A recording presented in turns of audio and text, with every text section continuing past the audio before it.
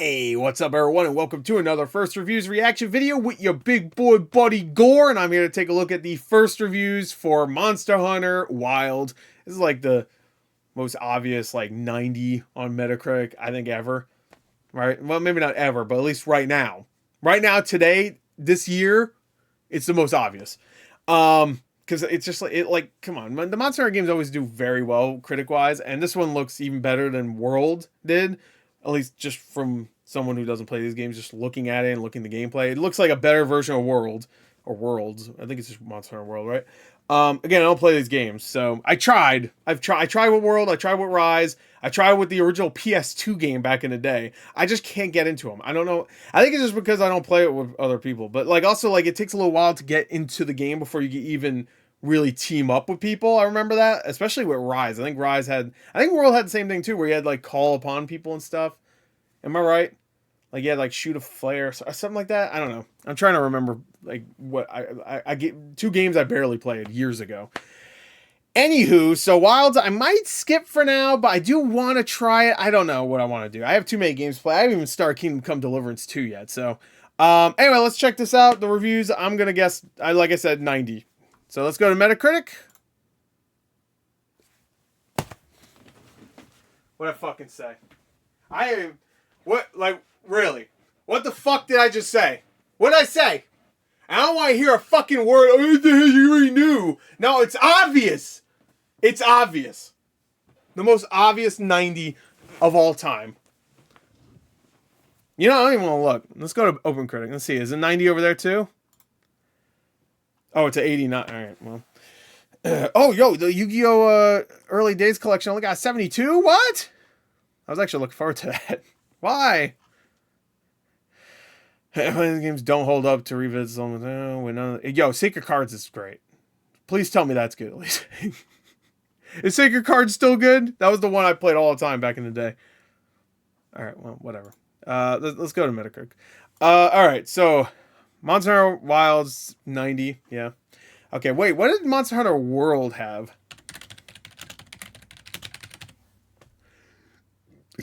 90. Okay. See, that's what I'm saying. Like even Rise probably had. That's some break. I bet Rise had 80. Okay. I was gonna say a 90. I should have waited. But all right, let's take a look at this. We'll just read a few again. This could be a quick one for me because I'm not surprised at all. Everybody's gonna say it's amazing. It's really not surprising, even a little bit. Okay, Monster Hunter Wilds proves that Capcom still owns the subgenre the series has created by crafting a game that somehow massively improves on its already incredible predecessor. It brings the franchise fully into the current gen with an expansive open world, gorgeous environments, and even more satisfying action combat.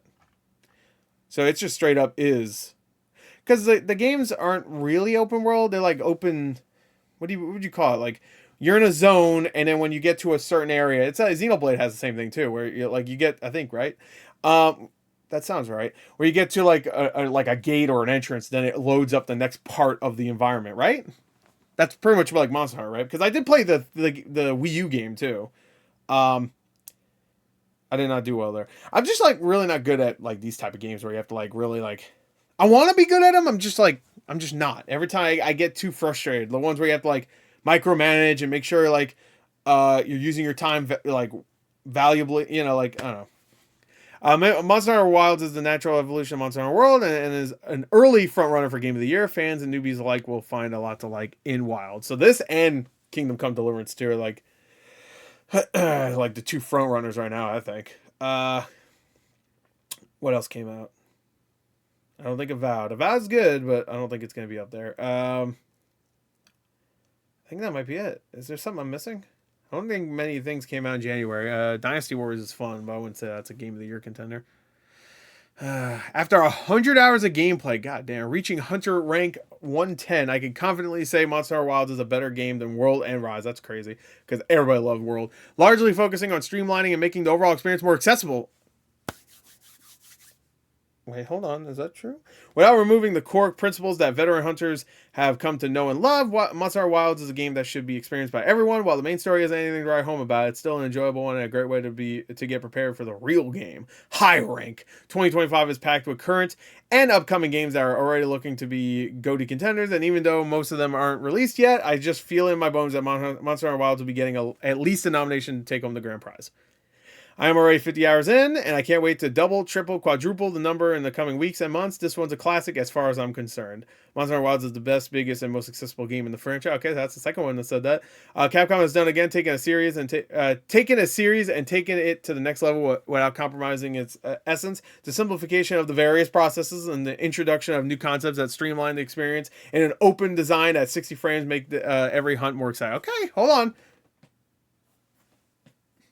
I didn't play the beta, so I wouldn't have known this. Now I'm considering, should I buy it? I do have it pre-ordered. Because Amazon had like a cool Steelbook version. And it does come out in a few days, so if I don't want it, I really need to cancel it soon.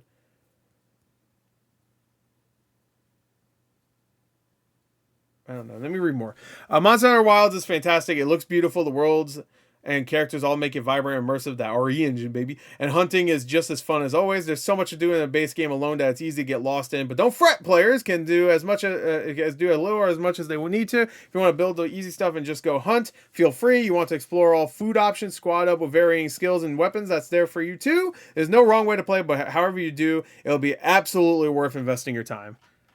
Okay, I'm thinking maybe I should play. Monster Hunter Wild may very well set the standard for not just how Monster Hunter plays, but also how it tells its story. Okay, ooh, they like the story, it seems, because it didn't seem like the story was always like a big deal. But even that one negative review about the story seemed not that negative. It was just like, it's fine. It's more like, it's a fine story. Whatever. It won't annoy you. Capcom took what they learned from years of Monster Hunter and improved upon it in Wilds. The combat feels great. The world is alive, and there's lots of fashion to boot. It's a shame you can't display all the creatures you collect, and new players might struggle to get started. But once you're off, there's nothing better. Okay. This game's gonna be fucking supported for years. Okay, and they're not loading. Fuck, let's go to OpenCritic. I'm right here. So, okay. So, 99 reviews. So actually, this is more of a. Oh, IGN only gave it an 8. Oh, bad IGN. Let's all fucking. Let's go. Let's all tell them they're evil. Monster Hunter Wilds continues to smooth off the rougher corners of the series in smart ways, making for some extremely. This is a piece of dust. Fun fights, but also lacking a real challenge. Ooh, shit. That doesn't seem right to me. I feel like the Monster Hunter games are always like, they have challenge to them. Okay. Best in class Monster combat makes up for a wilderness that's a touch too streamlined. Oh, okay. Monster Hunter Wilds is the most accessible game in the franchise to date, which means huge improvements along with questionable choices. Oh, okay, damn. Those are all great reviews, but like, they all didn't like the streamlining, it seems like. It's a streamlined Monster Hunter that goes to great lengths to avoid all of the fiddly and often confusing systems the series is known for. That's a noble goal and one that I ultimately found to be refreshing, but in its simplification, it naturally sacrifices some interesting complexity. Okay. Damn. See myself putting several hundred hours in this game. Yeah, like even saying that, it's still a 9 out of 10. Like, what the fuck? Here's the lowest review so far. Monster Hunter Wilds is a fun experience. It has all the staples that make the series so enjoyable. Unfortunately, some choices make it hard to enjoy it yourself for a significant amount of time while making your way to the portion of the game that you're trying to experience. The main story aims to provide players with a more immersive experience, but ends up getting in the way of the fighting monsters at a reliable pace, forcing you from point A to point B frequently before allowing you to engage with these newly added monsters. You know, I'm really sick of story modes that just get in the way of like the gameplay. Dynasty Warriors Origins, when you're playing the game, fucking so fun. But there's so many fucking cutscenes. You have to talk to everybody, and they're like, "Oh, my name is Kuai Yin." I'm like, I don't know who you are, and I'm not gonna remember you in 10 minutes. I don't care. And I'm like I'm trying to pay attention to it, but it's so dull. How the gameplay is so exciting, and then the fucking they couldn't even make the cutscenes like exciting at any point. It's always like they just stand there like, my name is Jin Yu or whatever. I'm like, I don't fucking know you, bro. I don't ever want to know you. I want to fight. Unless you want to join me, let's go. Like, fucking stop talking, let's go, bro. So annoying. I actually had to stop playing the game. I played it for like 20 hours, and I was just like getting so bored of the story. It really brought it down for me. Not that I think there should be no story. Obviously, there should be something there, but like, cool it. Like, there's so much. There's so much. Like, it even has a stat tracking how much time you've played the actual gameplay and how much time you've just been in the over world, just like talking to people, because that's all you can really do. And shop, but shopping is like quick. Like, oh, there's a new spear. This is better than mine. Let me buy it. God, and I want to say, like, the stat, by the way, was like even. It was like even gameplay with fucking other shit. It was crazy. Anyway, I think I read enough. Okay, so it seems like it's streamlined. Some people like it. Some people don't. But it's still a great game no matter what, it seems like. I you know what? I kind of like the streamlinedness, because if I think about, like, if I really like and get really used to this game, I could always go back to the other games that that are definitely more complicated, but like maybe it won't feel as, like, it wouldn't feel like too much, maybe, because like I already know a lot of the other complexities. I'm sure there's some complexities to this game. So like learning the additional stuff while also already knowing some of the other stuff might make it a little bit easier. I don't know. Anyway, so cool. There you go. That's it.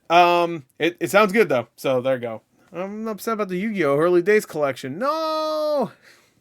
You get a Harpy's Feather Duster card with that. Hell yeah. Is that banned? Is that card banned? Anyway, we're done. Bye.